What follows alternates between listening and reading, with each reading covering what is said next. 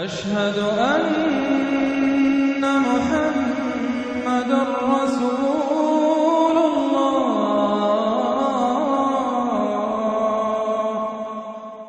اب یہ تو تھا منفی نفاق، مثبت ہے ایمان.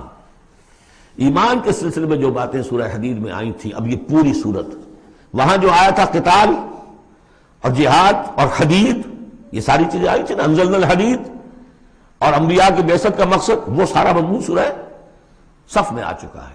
اس کے لیے کیسے انسان آئیں گے وہ سورہ جمعہ میں آ چکا ہے. سورہ حدید میں بھی آیا تھا، هو الذی ينزل علی عبدہ آیات بینات لیخرجکم من الظلمات الی النور. وہی ہے اللہ جو نازل کر رہا ہے اپنے بندے پر آیات بینات تاکہ وہ نکالے تمہیں اندھیروں سے روشنی کی طرف. لیکن سورہ تغابن میں ایمانی مباحث اور جامع ترین صورت ہے. میں حیران ہوں، میں چاہتا تھا کہ ایک ایک گھنٹے میں 3 صورتیں ہوں، 2 بھی نہیں ہو پا رہی ہیں. لیکن ایک بات یہ ہے کہ سورہ حدید کے بعد نمبر 2 میں سمجھتا ہوں کہ یہ سورہ مبارکہ بھی اللہ نے مجھے عطا کی. اس کے اسرار و رموز، اس کا نظم اس قدر واضح اللہ کے فضل و کرم سے ہے. آپ بھی نوٹ کر لیجیے، اس میں صرف اشارات ہو سکتے ہیں. 2 رکوع ہیں، 10 آیتیں اور 8 آیتیں. پہلے رکوع کی 10 آیتوں میں 7 آیتوں میں نریشن ہے ایمان کی، ایمان یہ ہے یہ ہے یہ ہے یہ ہے، اور 3 آیتوں میں بڑی زوردار دعوت ہے، پس لاؤ ایمان، مانو ان باتوں. دوسرے رکوع کی 8 آیتوں میں سے پہلے 3 میں ایمان کے ثمرات بیان ہوئے، پہلے 5 میں ایمان حقیقی اگر ہے تو اس کا یہ ثمرہ ہے، یہ ثمرہ ہے، یہ ثمرہ ہے. اس درخت میں اگر آم کا درخت صحت مند ہے تو آم لگتے ہیں کہ نہیں؟ تو ایمان کا درخت صحت مند ہے اگر، تو اس میں کوئی ثمرات لگیں گے، کوئی پھل لگیں گے کہ نہیں؟ یا ٹھونڈی ہے؟ وہ درخت، وہ پھل کون سے ہیں؟ کچھ داخلی پھل ہیں جو انسان کے اندر کھلتے ہیں پھول، کچھ باہر ہیں جو ظاہر ہوتے ہیں. اور پھر آخر میں 3 آیتوں میں زوردار دعوت ہے کہ ان تقاضوں کو پورا کرو. بسم اللہ الرحمن الرحیم. یسبح للہ ما فی السماوات و ما فی الارض. یہ تیسری مرتبہ یسبح آ گیا. ایک مرتبہ سورہ جمعہ میں، ایک مرتبہ سورہ حشر میں آ چکا تھا. یسبح لہ ما فی السماوات والارض، وما فی کے تکرار کے بغیر. دوسری مرتبہ سورہ جمعہ کے شروع میں، تیسری مرتبہ اتغاب. لہ الملک و لہ الحمد. اب یہ ساری چیزیں آ چکی ہیں سورہ حدید کے اندر. بادشاہی بھی اسی کی ہے، حمد بھی اسی کے لیے. وہو علی کل شیء قدیر، وہ ہر چیز پر قادر ہے. هو الذی خلقکم، اسی نے تمہیں بنایا ہے نا. فمنکم کافر ومنکم مومن. تو کتنی عجیب بات ہے کہ تم میں سے کوئی مومن ہے، کوئی کافر ہے. بنانے والا تو سب کا ایک ہے. سب کو مومن ہونا چاہیے، سب کو اس کا شکر گزار ہونا چاہیے، سب کو اس کے سامنے جھکنا چاہیے. لیکن واقعہ یہی ہے، هو الذی خلقکم، اس نے بنایا تم سب کو. فمنکم کافر ومنکم مومن واللہ بما تعملون بصیر. اور جو کچھ تم کر رہے ہو اللہ دیکھ رہا ہے. اس میں بڑا ایک یوں سمجھیے کہ بڑی دھمکی ہے، اللہ دیکھ رہا ہے. یعنی یہ کہ جو بھی اس کی مخلوق میں سے اس کا کفر کرے پھر اس کے ساتھ وہ نمٹے گا اس سے. واللہ بما تعملون بصیر، ہم تمہیں دیکھ رہے ہیں، تمہاری حرکتیں ہماری نگاہ میں ہیں. کیا مطلب ہوتا ہے اس کا؟ خلق السماوات والارض بالحق، اس نے آسمان اور زمین پیدا کیے ہیں ایک پرپس کے ساتھ. باطل نہیں ہے یہ تخلیق، عبث نہیں ہے یہ تخلیق، حق کے ساتھ، با مقصد، با نتیجہ. اور خاص طور پر تم اس کی کریشن کا کلائمیکس. وَصَوَّرَكُمْ فَأَحْسَنَ صُوَرَكُمْ، اور تمہاری جو نقشہ کشی کی ہے تو کتنی عمدہ کی ہے. انسان کا جسم، اس کا اریکٹ پوسچر، پھر کس طریقے سے جو اس میں جنسیں بنائی گئی ہیں، کس قدر کامل ہم آہنگی ہوتی ہے. پھر چہرے پہ جو نقش و نگار ہے، ایک ایک چیز پر غور کرو. فَصَوَّرَكُمْ وَأَحْسَنَ صُوَرَكُمْ، بہترین صورت بنائی تمہاری. وَإِلَيْهِ الْمَصِيرُ، اسی کی طرف لوٹ کر بھی آنا ہے. یہ سب کچھ بنا کر ایسے نہیں چھوڑ دیا تمہیں. تم اتنی گھٹیا شے نہیں ہو کہ بس اٹھا کے پھینک دی. نہ کھلونا ہو کہ کھیلے اور بس اس کے بعد جیب اٹھتا گیا. یہ ایک سیریس کریشن ہے، پرپسفل ہے، نتیجہ نکلے گا. اب دیکھیے ایک آیت میں جمع کیا ہے وہ تمام جو ایمانیات، ایمان بالعلم، علم خداوندی کا جو ایمان ہمارا ہونا چاہیے. آپ کو کئی آیتوں میں ملے گا قرآن میں بہت سے مقامات پر. یہاں ایک میں 3 ڈائمنشنز دی ہے. یعلم ما فی السماوات والارض ایک ڈائمنشن, وہ جانتا ہے جو کچھ آسمان میں ہے جو کچھ زمین میں ہے. کیا باقی رہ گیا؟ لیکن سیکنڈ ڈائمنشن وَيَعْلَمُ مَا تُسِرُّونَ وَمَا تُعْلِنُونَ, وہ بھی جانتا ہے جو تم چھپاتے ہو اور وہ بھی جانتا ہے جو تم ظاہر کرتے ہو. تیسری ڈائمنشن اور آئی وَاللَّهُ عَلِيمٌ بِذَاتِ الصُّدُورِ, سینوں کے اندر جو کچھ ہے وہ پنہاں ہے, وہ بھی اللہ جانتا ہے. میں کافی عرصے تک متردد رہا کہ یہ تو پھر تکرار ہو گئی, جو کچھ ہم چھپاتے ہیں وہی ہمارے سینے میں ہے نا, اور تکرار محض کلام کا عیب ہے. یقیناً یہاں کوئی اور بات ہونی چاہیے. تو جب انکشاف ہوا کہ اس سے مطلب ہے even your subconscious mind which even you don't know yourself what is lurking in the subconscious mind, تمہارے تحت الشعور کے اندر جو طوفان اٹھتے رہتے ہیں اللہ تو اس سے بھی واقف ہے. He knows you through and through, وہ تمہارے جین سے واقف ہے. هو عالم بکم اذ انتم اجنۃ فی بطون امہاتکم, اپنی ماؤں کے پیٹ میں جنین کی شکل میں تھے, اللہ تب بھی جانتا تھا تمہیں. تو وہ تو تمہارے سب کانشیس مائنڈ, تم نہیں بات جانتے رہے, تمہیں نہیں معلوم, تم بسا اوقات دھوکہ کھا جاتے ہو. تمہارا تحت الشعور جو ہے وہ تمہیں دھوکہ دیتا ہے, لیکن اللہ اس سے بھی واقف ہے. الم یاتکم نبأ, اب 4 آیتیں ہو گئی ایمان باللہ پر, اگرچہ اسی میں مضمر ہے ایمان بالآخرہ بھی, معاد بھی. 2 آیتیں ایمان باللہ پر. الم یاتکم نبأ الذین کفروا من قبل, کیا تمہارے پاس خبریں آ نہیں چکی ہیں ان لوگوں کی جنہوں نے کفر کیا تھا پہلے؟ قوم نوح, قوم ہود, قوم صالح, پورا مکی قرآن پڑھ چکے ہو نا. اب تو ہم نزول کے اعتبار سے بھی بات کہہ سکتے ہیں, اب اپنے اس دورہ قرآن کے اعتبار سے بات کہہ سکتے ہیں, سارا مکی قرآن پڑھ ہی لیا تقریباً. الم یاتکم نبأ الذین کفروا من قبل, کیا آ نہیں چکی تمہارے پاس خبریں ان کی جنہوں نے کفر کیا تھا پہلے؟ اب اس کا تجزیہ کیا ہے. فذاقوا وبال امرہم, انہوں نے اپنے معاملے کی سزا چکھ لی, دنیا میں ہلاک کر دی گئی. وَلَهُمْ عَذَابٌ عَلِيمٌ, اور ابھی ان کے لیے عذاب علیم منتظر بھی ہے. ابھی تو عالم برزخ میں ہے نا, عذاب علیم جو آخرت کا ہے وہ تو ابھی منتظر ہے. اعد اللہ لہم عذابا علیما, تیار کر کے رکھا ہوا ہے. تجزیہ اگلی آیت میں ذالک بأنہ کانت تأتیہم رسلہم بالبینات, یہ اس لیے ہوا کہ ان کے پاس ان کے رسول آتے رہے واضح نشانیاں لے کر, واضح نشانیاں, واضح معجزے بھی اللہ نے جس کو دیے. فقالوا, تو انہوں نے کہا اب بشر یہدوننا, کیا بشر انسان ہمیں ہدایت دیں گے؟ فکفروا, اس پر کفر کیا انہوں نے. وتولوا, اور رخ پھیر لیا, گردن موڑ لی. واستغنى اللہ, اللہ بھی غنی ہے, اللہ تو غنی ہے ہی ہے. واللہ غنی حمید, اللہ غنی ہے, حمید ہے. اللہ نے بھی کہا دفع ہو جاؤ, جدھر جانا جاؤ. اب یہاں آیا بہت باریک نکتہ, شاید آپ کو بھی وہ برا لگے, اچھا نہ لگے. دیکھیے ایک ہی بیماری ہوتی ہے, وہ کبھی کسی شکل میں ظہور کرتی ہے, کبھی کسی شکل میں ظہور کرتی ہے. وہی کینسر ہے, اس کی کسی جگہ کا جا کر کوئی سیکنڈری بنے گی تو اس کی کچھ اور شکل ہو جائے گی, کسی اور ٹشو میں کسی اور جگہ جائے گی تو اور شکل ہو جائے گی. بیماری یہی ہے کہ جب رسول آتے تھے تو لوگوں نے کہا یہ تو بشر ہے, رسول کیسے ہو سکتے ہیں؟ سمجھ میں آ رہا ہے؟ یہی بیماری آئی بعد میں, جس کو رسول مان لیا, یہ بشر کیسے ہو سکتے ہیں؟ کوئی فرق ہے اس میں؟ وہاں بشر سامنے تھا, ہاتھ پاؤں والا, اس کا بیٹا ہے, اس کا پوتا ہے, اس کا پڑ پوتا, ہم جانتے ہیں اس کو کون ہے, یہ وہی تو ہے نا. بشر سامنے تھا. بشریت کی بنا پر رسالت کا انکار, نبی کیسے ہو سکتا؟ اور جس نے نبی مان لیا خدا بناؤ, یا تو اس کو خدا کا بیٹا تو بناؤ کم سے کم, اور نہیں تو کم سے کم بشریت سے تو نکالو اس کو. ایک ہی مرض ہے, ایک ہی مرض ہے. آخر یہی کوئی تو وجہ ہے نا, قرآن کتنی دفعہ کہلواتا ہے قل انما انا بشر مثلکم یوحی الی انما الہکم الہ واحد. آخری آیت ہے سورہ کہف کی. اے نبی کہیے, ڈنکے کی چوٹ کہیے کہ میں ایک بشر ہوں تمہاری طرح کا. ہاں وہی ہوئی ہے مجھ پر, کہ تمہارا الہ تو ایک ہی ہے اور وہ الہ اللہ ہے۔ فمن کان یرجو لقاء ربہ فلیعمل عملا صالحا ولا یشرک بعبادۃ ربہ احدا۔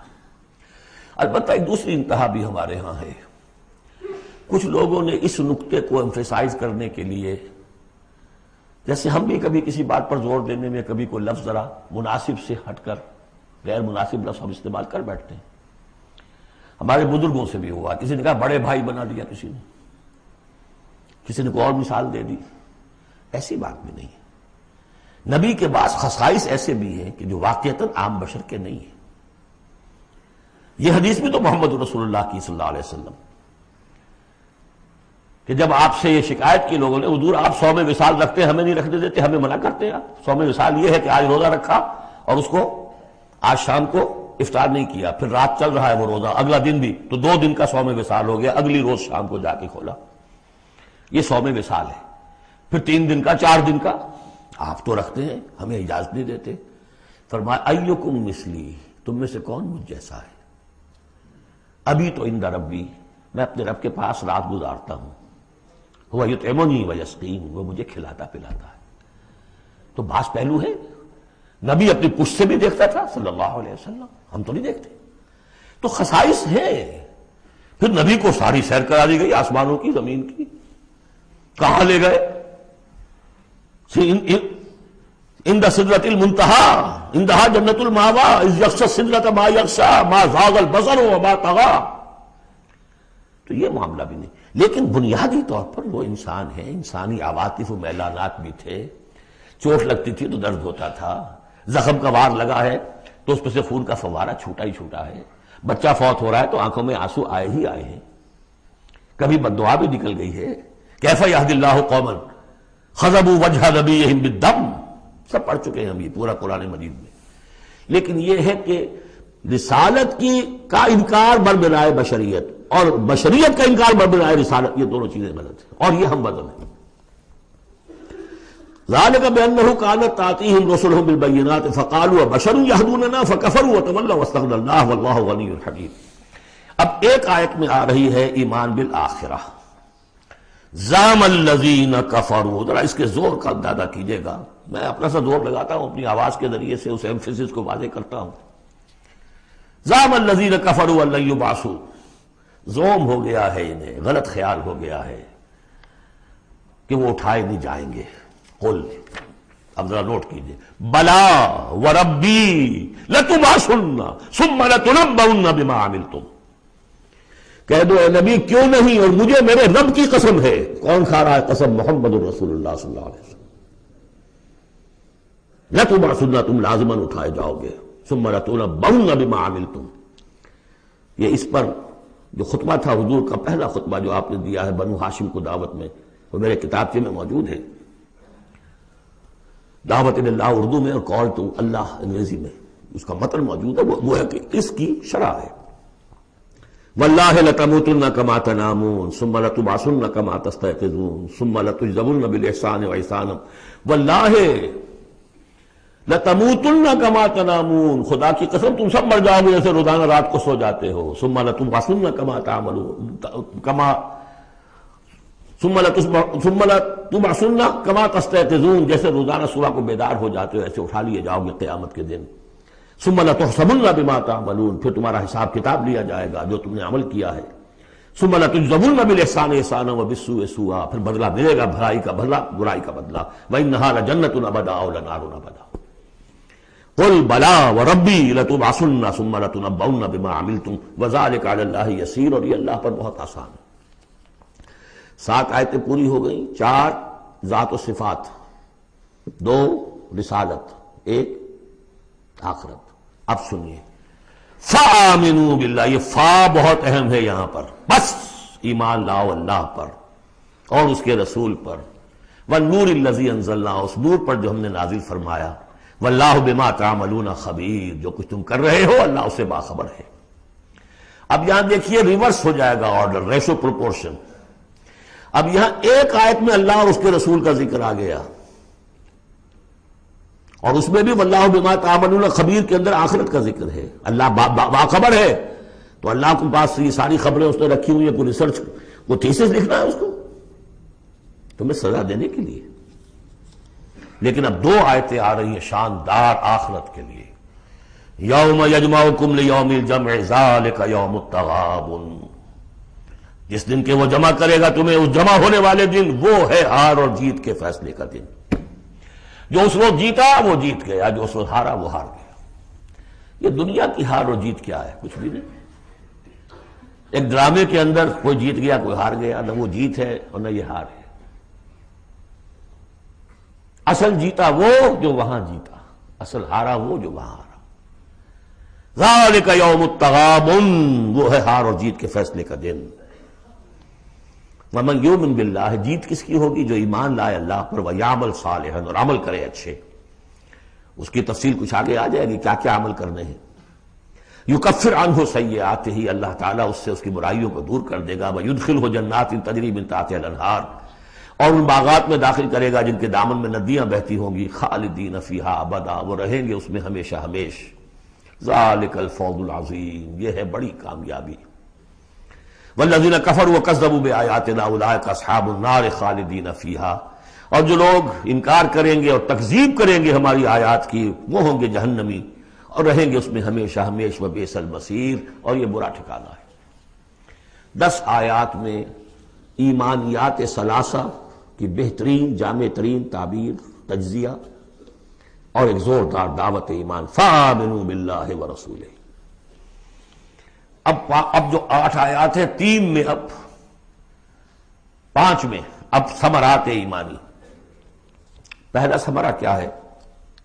ما صاب من مصیبت الا باذن اللہ ومن یؤمن باللہ یہد قلبہ واللہ بکل شیء علیم.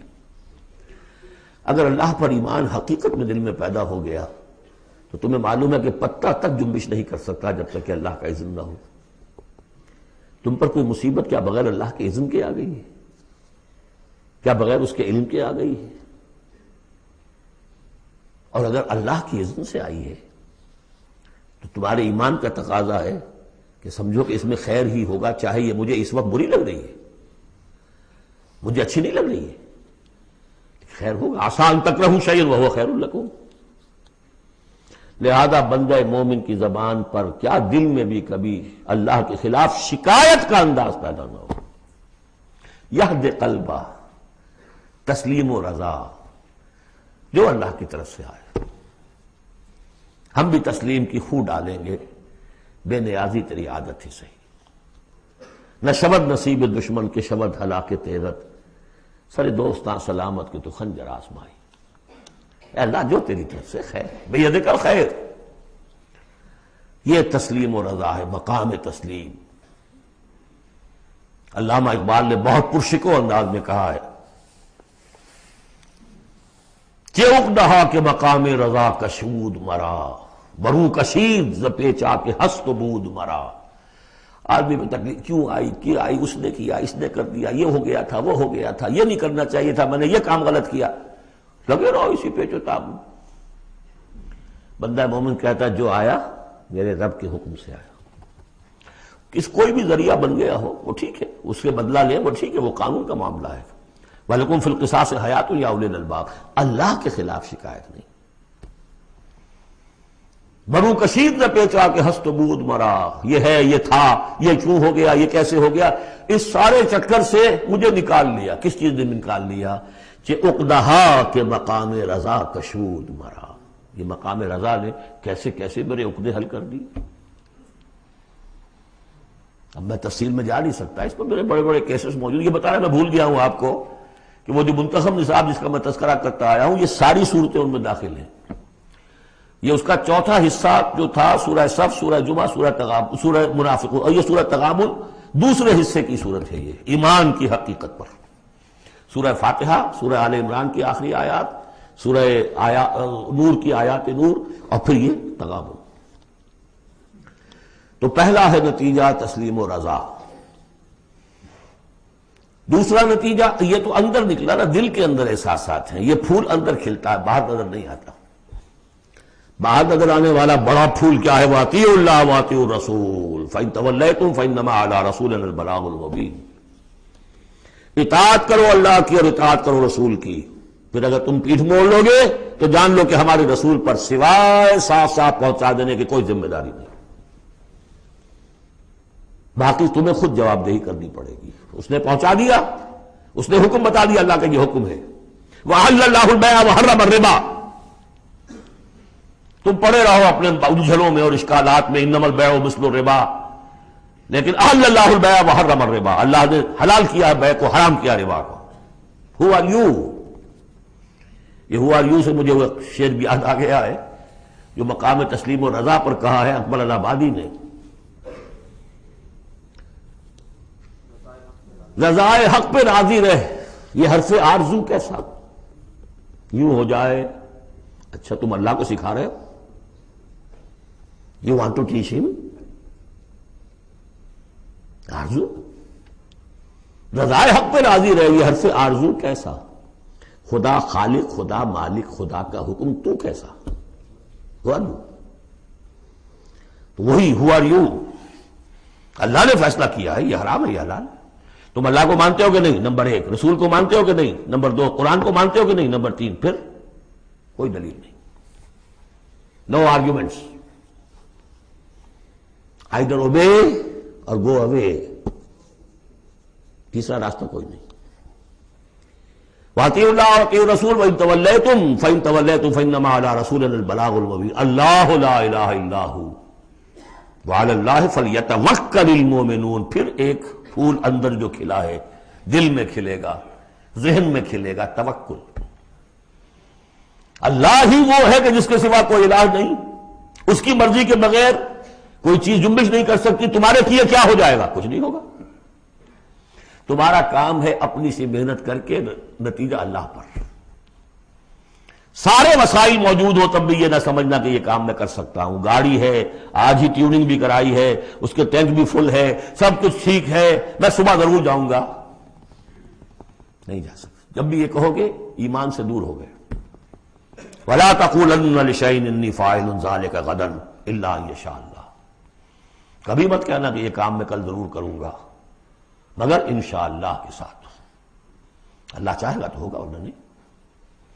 اور سارے تمہارے پاس مسائل ہیں، تم کہو گے فتح ہی فتح ہے اب تو وہ حال ہو جائے گا جو غزوہ حنین میں ہوا تھا۔ اذ اعجبتکم کثرتکم، 12,000 کی تعداد، اور ایسی بھگدڑ مچی کہ چند 100 آدمی رہ گئے۔ یہ بھی بڑی محنت کر کے سید سلیمان ندوی صاحب نے کھود کریٹ کے نکالے ہیں کہ 300-400 آدمی تھے۔ استاد نے جو لکھا ہے شبلی نے وہ تو یہ ہے کہ 30-40 مسلمان رہ گئے تھے صرف 12,000 میں سے۔ تیسرا یہ پھول ہو گیا اندر والا، اب چوتھا، بڑے خطرناک معاملات آ رہے ہیں، ذرا توجہ سے سنیے۔ یا ایھا الذین آمنوا ان من ازواجکم واولادکم عدوا لکم فاحذروہم، اے ایمان کے دعوے دارو، تمہاری بیویوں اور تمہاری اولاد میں سے تمہارے دشمن ہیں، ان سے اپنے آپ کو بچا کر رکھو۔ فاحذروہم، یہی ہم پڑھ چکے ہیں پہلے لفظ، حضور سے کہا گیا تھا ہم العدو فاحذرہم قاتلہم اللہ انا یؤفکون۔ بیوی کی محبت ہے، بیوی کی فرمائش یہ ہے، اب میاں صاحب جو ہیں کیا کہیں، مجبوری، بچوں کو اچھے سے اچھا تعلیم دینی ہے، حلال سے نہیں ہوتی، حرام سے۔ گھر بار چھوڑو، ملک چھوڑو، جاؤ باہر، بوڑھے ماں باپ مر رہے، پانی دینے والا کوئی نہیں، اور ڈالر اور پیٹرول ڈالر کمانے کے لیے بیٹے گئے ہوئے باہر، کیا کریں؟ مکان بنانا ہے، یہ کرنا تھا، وہ شروع کی تھی، کوٹھی شروع کی تھی، وہ ابھی تک مکمل نہیں ہوئی ہے، وغیرہ وغیرہ۔ اور کہیں اگر اللہ نے توفیق دے دی ہے دین کی طرف بڑھنے کی اور کام کرنے کی، تو سب سے پہلے تو آڑے آتی ہے عام طور پر بیوی۔ دماغ خراب ہوا آپ کا، وہ بھی تو بڑا دیندار ہے، آپ سے زیادہ لمبی داڑھی ہے اس کے، وہ تو ساری رشوتیں بھی لیتا ہے اور یہ بھی کرتا ہے وہ بھی کرتا ہے، آپ ہی بڑے دیندار بن کر آ گئے۔ ناشتے پہلے ہوتے تھے پراٹھوں کے اور انڈوں کے، اور اب مل رہی ہے سوکھی روٹی، ظاہر بات ریزنٹمنٹ تو ہوگی۔ ان من ازواجکم واولادکم عدوا لکم فاحذروہم، یہ بالکل الٹی باتیں ہیں ہمارے تصورات کے بالکل برعکس۔ انقلابی تحریک کے اعتبار سے 100% ہر چیز فٹ بیٹھتی ہے۔ وہ تصور نہ ہو تو یہ ساری باتیں جو ہیں یہ ایسی منتشر ہو جاتی ہیں، انمل بے جوڑ سی ہیں۔ یا ایھا الذین آمنوا ان من ازواجکم واولادکم عدوا لکم فاحذروہم، لیکن اس کے ساتھ ہی دیکھیے بیلنس کیا ہے۔ یہ میرے نزدیک قرآن مجید کے اعجاز کا ایک بہت اہم مقام ہے، جہاں ایک طرف یہ بتا دیا چوکس رہو، چوکنے رہو، سانپ کی طرح ہوشیار رہو، بیوی اور اولاد کی محبت تم سے کوئی غلط کام نہ کرا دے، لیکن یہ بھی نہیں کہ گھر کو آپ میدان جنگ بنا لیں، بلکہ معاف کرو، بخش دو، ساتھ یہ بھی ہے بیلنس کا ہے۔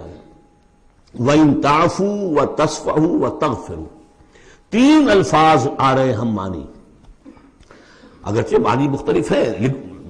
عفو کہتے ہیں کسی کو ڈھیل دینا، داڑھی کے لیے بھی آیا ہے حدیث میں اعفوا اللحیٰ، داڑھیاں چھوڑو، داڑھیوں کو بڑھاؤ۔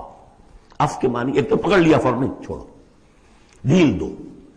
تصفحوا، کبھی کبھی ایسا بھی ہو کہ کوئی غلطی ان کی دیکھی اور ذرا دیکھی اندیکھی کر دی، چہرہ اپنا پھیر لیا، اسے پتہ ہی نہ چلے کہ دیکھا ہے، ابا جان نے دیکھا ہے یا شوہر نے دیکھا ہے، کیونکہ ہر بات کو پکڑیں گے اگر آپ تو ضد بھی پیدا ہو جائے گی، کسی وقت جو ہے ایک نیگیٹو سائیکالوجی ڈیولپ ہو جائے گی۔ وَتَغْفِرُوا، تغفروا بخش دینا، یعنی جیسے کہ مغفر جو ہے سر کو ڈھانپ لیتا ہے، ڈھانپ دینا ان کی غلطی کو۔ وَإِن تَعْفُوا وَتَصْفَحُوا وَتَغْفِرُوا فَإِنَّ اللَّهَ غَفُورٌ رَحِيمٌ، تو اللہ بھی تو غفور اور رحیم ہے نا۔ تم چاہتے ہو کہ نہیں، جیسے سورہ نور میں آیا تھا کہ اے ابو بکر تم نے اپنے اس بھانجے یا اپنے عزیز مصطح کا جو ہے جو مدد کرتے تھے روک دیا ہے، کیا تم نہیں چاہتے کہ اللہ تمہیں معاف کرے؟ اگر تم چاہتے ہو اللہ تمہیں معاف کرے، تم بھی اس کو معاف کرو۔ وَإِن تَعْفُوا وَتَصْفَحُوا وَتَغْفِرُوا فَإِنَّ اللَّهَ غَفُورٌ رَحِيمٌ۔ اب یہ آ گیا، دیکھیے پہلے ایک انڈیویجول، ایک مرد مومن، اس کی زندگی میں دو پھول اندر کھلے، ایک باہر والا پھول جو ہے وہ گوبھی کا پھول ہے بہت بڑا، اندر والا ہے تسلیم و رضا توکل، اور باہر والا جو ہے اطیعوا اللہ واطیعوا الرسول، وہ تو ظاہر بات ہے کہ پورے دین کے اوپر جو ہے وہ محیط ہو گیا جو بھی حکم ہے۔ لیکن اب اس کے بعد ایک فرد کے گرد سب سے پہلا حلقہ کیا ہے؟ اس کی اولاد، اس کا گھر۔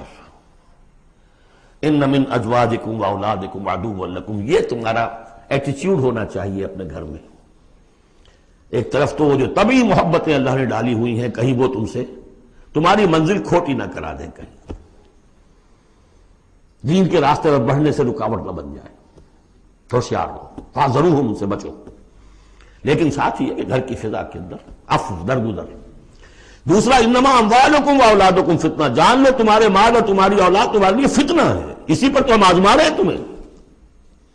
زین للناس حب الشہوات من النساء والبنین والقناطیر المقنطرۃ من الذهب والفضة والخیل المسومۃ والانعام والحرث، یاد ہے کہ نہیں سورہ آل عمران کی آیت؟